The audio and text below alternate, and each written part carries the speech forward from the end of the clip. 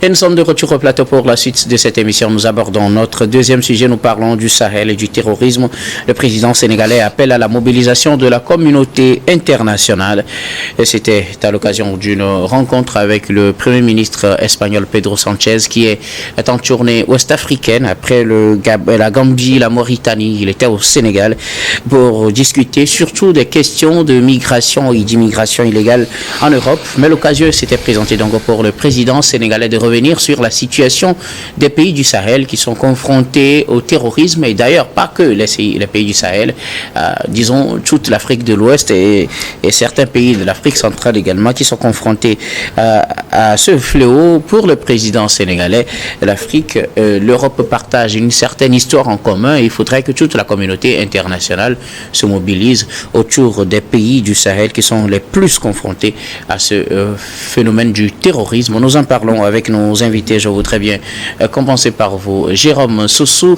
Alors, le terrorisme, on le connaît très bien dans notre sous-région et aussi dans le Sahel. Le président sénégalais demande à la communauté internationale de se mobiliser autour des pays du Sahel pour faire face au terrorisme. Quand on sait que ces pays, du moins certains pays européens, étaient au Sahel, ils ont fait quand même leur temps et on a remarqué que le bilan n'était pas, ou du moins les résultats n'étaient pas ce qu'on attendait. Après les coups d'État, les militaires leur ont demandé de plier bagages. Faudrait-il encore les appeler à revenir en Afrique ou au Sahel ou dans la lutte contre le terrorisme? Est-ce que la question, en tout cas la question qui se pose est de savoir si les pays africains vont rester toujours demandeurs. Qu'est-ce que au niveau de l'Afrique de l'Ouest, les chefs d'État eux-mêmes font pour quand même éradiquer ce fléau-là? Je crois qu'on avait toujours dit, est-ce qu'il va pas falloir que les chefs d'État de l'Afrique de l'Ouest, c'est-à-dire que ceux qui se retrouvent dans la communauté de la CEDEAO se donnent des codes pour quand même chercher des moyens assez efficaces pour lutter contre ce phénomène-là. Maintenant, le chef de l'État sénégalais demande au Premier ministre espagnol de faire en sorte que toute l'Europe se mobilise, alors qu'on a déjà connu le passage de certains pays européens qui, en tout cas, au lieu de véritablement lutter contre ce fléau, ont plutôt profité des biens minerais de l'Afrique. Et donc, moi, je me dis que il va falloir que Diomaye Faye fasse ces propositions-là à ces pairs de l'Afrique de l'Ouest, notamment à M. Fogna Sigbe, avec qui, en tout cas, il est dans les négociations au niveau du Sahel, et puis permettre à ce que tous ces chefs d'État de l'Afrique de l'Ouest mobilisent des forces pour quand même aller lutter contre les terroristes, au lieu de vouloir quand même chasser les militaires qui aujourd'hui, en tout cas, sont en train de se battre contre ces terroristes-là. Je crois que sincèrement, il va falloir que Diomaye Faye revoie sa position. Dans tous les cas, je ne suis pas sûr, c'est vrai que le Premier ministre espagnol l'avait dit, mais je ne suis pas sûr que, puisqu'on a déjà renvoyé certains de ces Européens-là sur le continent africain, comment on va faire pour les faire revenir? Je ne suis pas sûr que ce projet-là va réussir. Et donc pour moi, il va falloir plutôt que ces chefs d'État de la sous-région ouest africaine se soudent les coudes, chercher des moyens assez efficaces pour quand même permettre de lutter contre ces terroristes-là, que de vouloir encore tendre la main à ceux qu'on a déjà renvoyé, de revenir faire le boulot. Je ne suis pas que ça va réussir. Eric Johnson, le président sénégalais, demande à la communauté internationale de se mobiliser autour des pays du Sahel dans la lutte contre le terrorisme, quand on sait que la communauté internationale, du moins les pays européens, étaient au Sahel dans la lutte contre le terrorisme et que les résultats n'étaient pas ceux qu'aspiraient les présidents du Sahel, du moins les militaires qui ont pris le pouvoir et qui leur ont demandé de plier bagages. Peut-on toujours leur lancer un nouvel appel à revenir? Je rappelle que ces propos ont été tenus devant le Premier ministre espagnol Pedro Sanchez, qui était en tournée ouest-africaine pour parler essentiellement des questions d'immigration. Alors, vous savez, le Sahel est dans une situation sécuritaire très aggravée. Et je crois que cela commence par arriver vers le sud. On ne parlera plus bientôt que du Sahel, mais on parlera bientôt de la sous-région, de toute la sous-région ouest-africaine qui serait en train à cette guerre fratricide qui décime des populations, qui décime des communautés entières. Et je crois que nous avons eu depuis plus de 2 ans, nous avons eu la chance de débattre de ce sujet-là. Hein, à chaque semaine pratiquement, on en parle. Et je pense que nous avons tous des positions qui permettent logiquement de voir dans le sens de règlement définitif de ce conflit-là, qui est orchestré par des groupes terroristes. Quand on parle de terrorisme, c'est qu'il y a une guerre asymétrique qui se passe où des populations de pauvres gens sont tués, des forces de l'ordre, de sécurité et de défense sont attaquées. Et je crois que ce n'est pas une bonne chose ni pour ceux qui nous regardent et qui nous suivent de loin, ceux qui nous voient, nous regardent subir tout cela. Je crois que ce n'est pas bon pour qui que ce soit sur cette terre-là. Et je voudrais dire, quand on réfléchit, quand on regarde tous les moyens qui sont mis en place, où il y a eu des gens qui sont arrivés quand même pour nous aider sur le continent, qui n'ont pas pu réussir, qui ont plus de moyens que nous, qui nous ont formés. Et malheureusement, les résultats, comme l'a dit Jérôme, ne sont pas les résultats escomptés.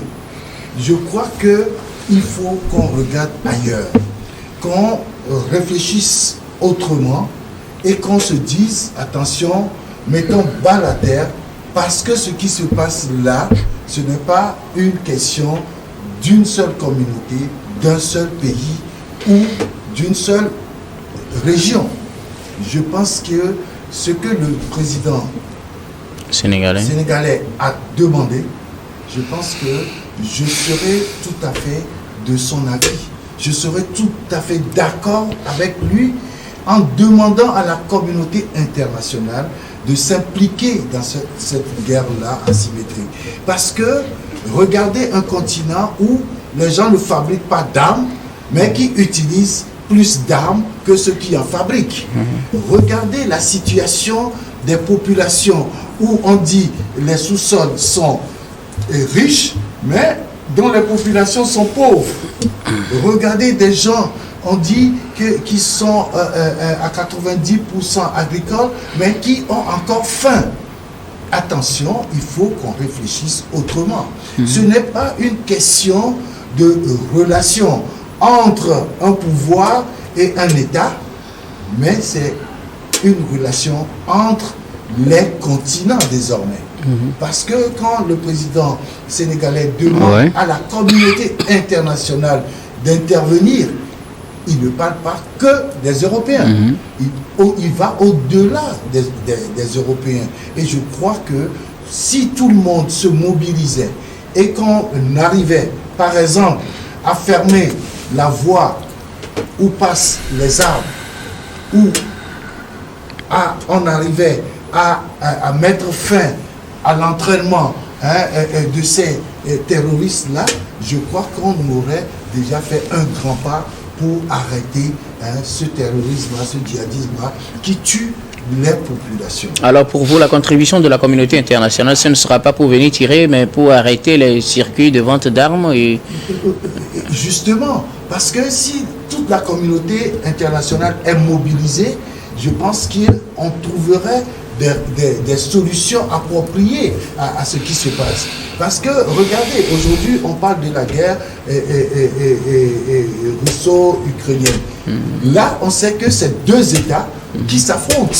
Et ça, tout le monde comprend. Mais ici, ce n'est pas des pays qui s'affrontent, ce n'est pas des régions qui s'affrontent, mais ce sont des groupes organisés qui s'attaquent à des pays, à des populations, à des armées, de façon vraiment, je dis, inhumaine. Et je crois que si on arrivait à s'entendre, que la communauté internationale s'organise, je pense qu'on pourra trouver une solution. C'est pour ça, je continue par dire que l'appel du président sénégalais est un appel salutaire, mais il faut que l'on s'organise de façon à ce qu'on arrête oui, rapidement, moi, je ne suis pas sûr que ce que Eric est en train de dire pourrait quand même réussir, parce que il y a des gens qui fournissent des armes justement à ces donc ils ne peuvent pas arrêter. Ils ne peuvent pas arrêter parce que ça profite justement à ces fournisseurs-là. Et donc, si quelqu'un fournit des armes et qu'il a des intérêts derrière, je ne suis pas sûr qu'il pourrait quand même se départir de ces intérêts-là. Et c'est pour ça que moi, je demande plutôt aux chefs d'État de la sous-région ou du continent africain de s'unir, puisque ce sont eux qui subissent justement les conséquences de ce terrorisme-là. Et donc, la communauté internationale, elle plutôt profite justement de ce phénomène-là, parce que des gens vendent des armes. Comme l'a dit Eric lui-même tout à l'heure, l'Afrique ne fabrique pas des armes, mais les Africains utilisent les armes. Et donc, c'est quelqu'un qui les fournit, ces armes-là. Et donc, ça profite justement à celui-là à qui on demande de venir arrêter l'utilisation des armes. Ça ne peut pas passer. Et donc, pour moi, il va falloir plutôt que les chefs d'État africains s'unissent pour lutter contre ce phénomène-là. Et puis, par la suite, s'il y a parmi ces hommes de la communauté internationale qui voulaient quand même soutenir la position de ces chefs d'État africains, je pense que ce serait de bonne guerre. Russe, si vous permettez, Eric, rapidement alors, puisque Russe n'a pas encore parlé. Quel est l'État qui a déclaré officiellement vendre des armes à ces terroristes? Il n'y en a pas. Il n'y en a pas du tout. Justement. Et alors, quand on regarde ce qui se passe en Ukraine, les Européens disent « nous fournissons des armes à l'Ukraine ». C'est ce qui est officiel. Ça veut dire que les armes qui sont vendues à ces terroristes-là, elles ont des contrebandes. C'est des contrebandes. Non, je ne suis pas sûr. Ok, bon, en attendant de vous revenir, permettez, Eric et Jérôme, permettez que je vous revienne après, mais bien avant, je vais permettre à Russe de se prononcer sur la question. Le président sénégalais demande à la communauté internationale de se mobiliser autour des pays du Sahel dans la lutte contre le terrorisme. Pour lui, la situation au Sahel face au terrorisme nécessite une mobilisation globale de la communauté internationale, surtout de l'Europe, aux côtés des pays concernés, car il est connu que les continents africains et européens ont un destin sécuritaire lié. C'est ce qu'il avait déclaré face au Premier ministre espagnol Pedro Sanchez. Bon, dans la présentation du sujet, je trouvais qu'il y avait deux volets qui étaient intéressants. Il y a celui de l'immigration. Oui. Il y a celui du terrorisme. Qui était en fait l'objectif de cette visite. Donc, l'objectif de M. Sanchez, c'est l'immigration parce que il représente l'Espagne. Donc, je vais parler un peu de cette histoire d'immigration où je pense qu'il y a une hypocrisie qu'il faut lever. L'hypocrisie, c'est laquelle? C'est qu'il n'y a pas de logique à ce qu'on empêche la jeunesse africaine de voyager, de découvrir le monde, surtout de la part de personnes qui se sont enrichies en envoyant leurs propres enfants à la découverte du monde. Si vous voulez, il demande qu'on encourage l'immigration normale, pas clandestine. L'immigration illégale se nourrit du fait que l'on refuse l'immigration normale. Bien sûr. L'Europe s'est enrichie grâce à l'émigration de toute une partie de sa jeunesse. Dans tout ce qui est brandi en Europe, il y a une bonne partie des choses qui sont érigées comme traditionnelles, qui ne sont pas de l'Europe. Le tabac, le café, le cacao, le chocolat, ainsi de suite, ne sont pas de l'Europe. C'est la pomme de terre vient d'Amérique latine. Donc, il n'y a pas de logique à ce qu'on empêche la jeunesse africaine d'aller à la découverte du monde pour s'enrichir. Il n'y a aucune logique. Surtout de la part de personnes qui, dans leur système, dans leur cursus universitaire, exigent à leurs étudiants d'aller à la découverte du monde pour amener de la richesse. Il n'y a pas de logique. Ça, c'est la première des choses. La deuxième des choses, concernant cette question-là, c'est que au niveau des élites africaines, il y a une hypocrisie à dire à la jeunesse qui ne bénéficie pas de moyens de ne pas voyager à l'extérieur quand soi-même on a des doubles nationalités et qu'on fait tout pour que ses propres enfants aillent à l'extérieur. La plupart des hauts cadres, des hauts fonctionnaires de nos États ont la plupart de leurs enfants qui quittent le pays après les examens du bac, même parfois avant. Qui vont s'enrichir à l'extérieur de ce qu'ils voient et qui reviennent ensuite au pays pour être à l'élite, à la tête des États. Donc c'est renvoyer déjà un mauvais signal en termes d'expertise nationale, en termes de projection nationale. Et ensuite, le dernier point, c'est que dans tous les exemples que l'on montre à la jeunesse africaine, ce sont des exemples où la jeunesse africaine n'est condamnée qu'à réussir à l'extérieur. Sadio Mané est un jeune qui a fui la maison pour aller jouer au football. Didier Drogba a sa carrière à l'extérieur grâce au football. Fatou Diome est une écrivaine connue, réputée, mais qui a pu faire carrière parce qu'elle était à l'extérieur. Cheikh Modibo Diarra est un scientifique malien qui a travaillé pour la NASA. Oui, mais pour la NASA. Vous parlez de Cheyi Adebayor. Cheyi Adebayor, c'est la même chose. Ça doit être un des plus riches officiellement du Togo. S'il ne fait pas sa carrière à l'extérieur, il ne serait pas ce qu'il est devenu. Donc, à un moment, il y a une hypocrisie qu'il faut lever. Il faut poser la question de savoir pourquoi, au sein de nos États, on n'est pas capable de fournir de la richesse aux expertises locales et à la jeunesse locale. Il faut arrêter de faire croire aux gens en disant non, n'allez pas à l'extérieur, alors que la plupart des dirigeants, ceux même qui dirigent, ne croient pas assez en leur pays pour laisser leurs propres enfants dans ces pays-là faire leur cursus universitaire. Le rêve de l'intellectuel et même du pauvre africain, c'est de faire en sorte que son enfant puisse partir parce qu'il estime que son enfant a plus de chance. Où sont les enfants de tous ces cadres? Ça, c'est le volet immigration. Le volet terrorisme. Alors, M. Domain-Faye aborde la question de la communauté internationale. Alors, il faut déjà... Ça aussi, il y a une hypocrisie à lever. La communauté internationale, c'est qui? C'est pas... Bon, il a parlé des continents européens et africains qui ont une histoire liée. Bien sûr, mais au-delà de l'Europe, on va considérer les autres pays. Mais bien sûr. Et il précise... C'est subliminal, il précise. Eh bien, il précise le lien entre le continent européen et le continent africain. Quand il parle de communauté internationale, il ne pense pas au Bhoutan. Il ne pense pas à la Mongolie, au Népal, ou bien il ne pense pas au Chili. Non, il ne pense pas à ça. Il pense à l'Occident, au rapport entre l'Occident et au rapport avec l'Afrique.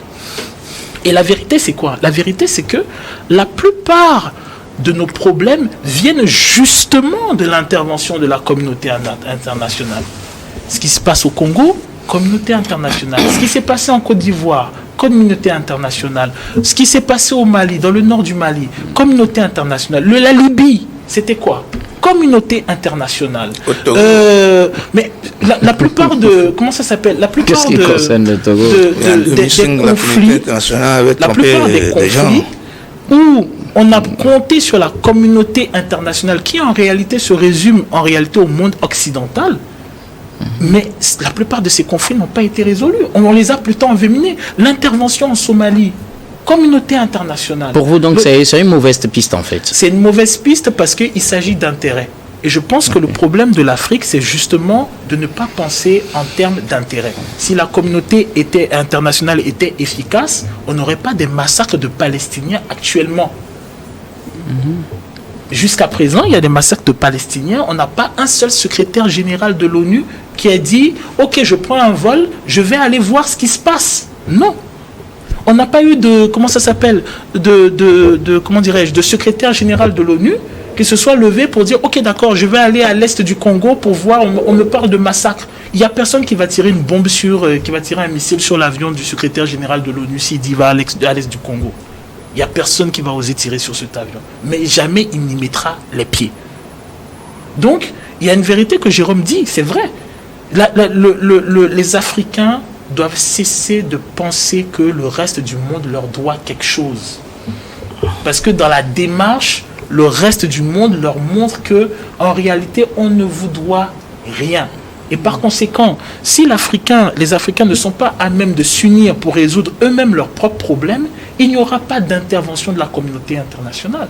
La communauté internationale, c'est elle qui a avalisé la plupart des coups d'État dans nos pays. La communauté internationale, c'est elle qui a financé les partis uniques de nos pays. C'est elle qui a organisé le fait que nous puissions être endettés. C'est elle qui a organisé les cultures de rente. C'est elle qui a fait les ajustements structurels. C'est elle qui a aggravé la paupérisation. C'est elle qui ont permis l'installation des multinationales. C'est elles qui ont réprimé les migrations.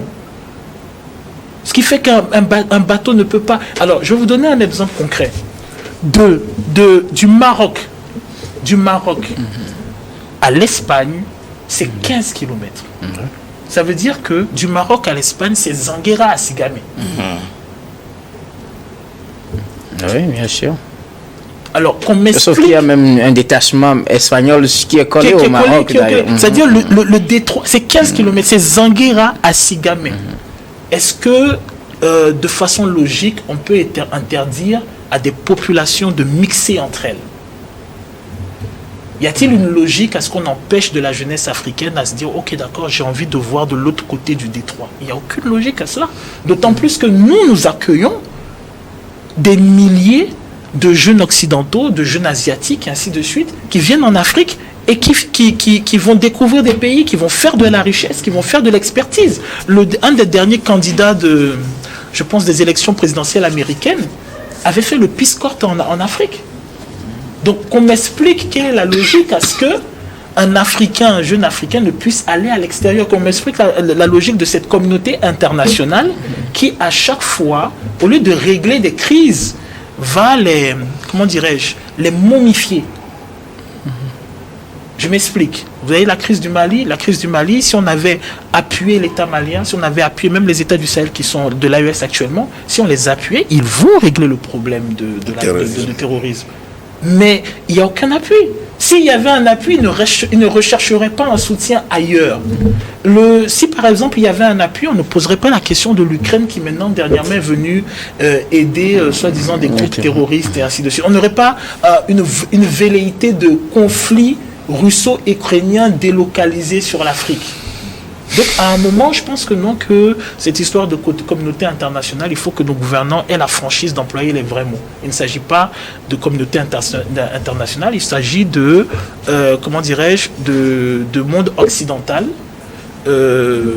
Il ne s'agit pas la preuve en est que si par exemple demain un État africain dit qu'il a envie de faire des négociations avec la Corée du Nord, tout le monde va regarder cet État bizarrement. Je ne crois pas qu'on ait demandé dans les interventions qui se sont passées l'avis de, je ne sais pas moi, le Sri Lanka. Non. Donc à un moment, je pense qu'il faut vraiment employer les termes. Sortir de cette hypocrisie. Merci beaucoup. Eric, oui. Je pense que c'est une théorie que Russe vient de développer en parlant de la communauté internationale. Vous savez, on a pris cette mauvaise habitude de se dire que nous n'avons pas besoin des autres. Nous avons nous-mêmes des capacités de réussir des choses. Est-ce qu'on n'a pas besoin des autres? Il a dit qu'il faut qu'on le fasse entre nous, mais pas avec certaines personnes. Oui, justement. Quand on parle de la communauté internationale qui est tout à fait, je suis d'accord qu'il y a une certaine hypocrisie toujours, parce qu'il y a des conflits, les gens savent d'où proviennent les armes et tout ça, mais personne n'intervient pour arrêter tout ça. Je suis tout à fait d'accord. Mais vous savez, à un certain moment, il faut mettre les gens devant le fait accompli. Parce que si vous ne le faites pas, ça va continuer. Et jusqu'à quand? Pendant que vous-même, vous n'arrivez pas à... Non, mais le fait accompli, comment? Ils sont beaucoup plus... Mais tu penses qu'ils ne sont pas au courant du nombre de massacres qu'il y a au Congo, au Mali? Ils sont beaucoup plus devant le fait accompli et ils l'assument. Le conflit en Libye est assumé. Je m'explique. Lorsque vous savez que sur vos territoires, les armes qui sont utilisées proviennent de la France et que la France vient pour dire je veux vous aider, mettez la France devant le fait accompli pour lui dire ces armes-là viennent de chez toi. C'est cela il s'agit. Ça s'est passé au Cameroun. Mais c'est ce qui s'est passé avec la France au Mali et au Mali. Ça s'est passé au Cameroun où Afrique Média a parlé de ça. Pas tous à la fois. Et on a parlé de full d'armes dans les camps. On va aller. Ok. Je continue par le dire. En condamnant la France par rapport à l'assassinat de Kadhafi, où on a eu à jeter ou à lancer des armes pour des groupes organisés, soi-disant, qui doivent affronter l'armée libyenne. Et donc ces armes-là circulent. Mais lorsque vous avez, par exemple, ce qui s'est passé au nord du Togo, quand les gens sont arrivés avec des obus et tout ça, mais il faut aller chercher à savoir ces obus-là proviennent de quel pays et que ces pays-là se mettent avec nous pour dire nous voulons vous aider. C'est de ça il s'agit. Un espace offrir en holocauste. Nous-mêmes, nous n'arrivons pas à nous retrouver pour dire les choses, pour affronter les choses. Je donne toujours cet exemple-là sur le Togo. Quand on a fini, rapidement, Eric. Oui, quand on a fini comment dire, le forum sur la sécurité. La sécurité maritime. Mais la sécurité et la sécurité maritime. Sécurité maritime. Quand ça s'est passé, les gens ont ratifié l'accord de Lomé. Mais après, il fallait avancer. Mais j'avoue qu'il y a 2 États maghrébiens et 2 États d'Afrique australe qui sont en train de bloquer aujourd'hui les autres pour pouvoir avancer. Pourquoi? Tout simplement parce qu'ils souhaiteraient que ce soit eux qui tiennent le bon bout et qu'on dise que voilà. Mais pourquoi cela? Quand vous faites ça, est-ce que vous pensez que vous faites avancer vos pays? Vous n'arrivez pas à vous retrouver sur les choses essentielles. C'est pour ça que je dis, quand vous parlez de nous-mêmes, on doit se retrouver, on doit faire ci, on doit faire ça. On ne le fera jamais. Parce que les gens ont encore des intérêts chez nous. Merci beaucoup. Alors, Jérôme, quelque chose très rapidement. Oui, moi je le dis toujours, hein, celui qui déjà tire des intérêts, soi-disant de la communauté internationale, lorsqu'on va l'appeler pour venir arrêter ses intérêts, il ne viendra jamais. Il ne viendra jamais. Donc c'est même pas la peine de compter. C'est pas la peine de. C'est-à-dire qu'il faudrait que les Africains, les États de l'Afrique de l'Ouest eux-mêmes commencent par s'unir d'abord pour lutter contre ce phénomène. En un premier temps, avant de penser aux autres. Mais ils avaient dit qu'ils avaient des moyens pour chasser les militaires du pouvoir. Et donc ils peuvent unir ces moyens-là pour commencer par quand même à chasser les terroristes. Maintenant, ceux qui sont de la communauté internationale, qui n'ont aucun intérêt justement dans ça, ils viendront en appui. Merci beaucoup ça. À vous tous pour vos contributions. Nous allons marquer la pause pour le journal et on reviendra tout à l'heure pour la suite de cette émission.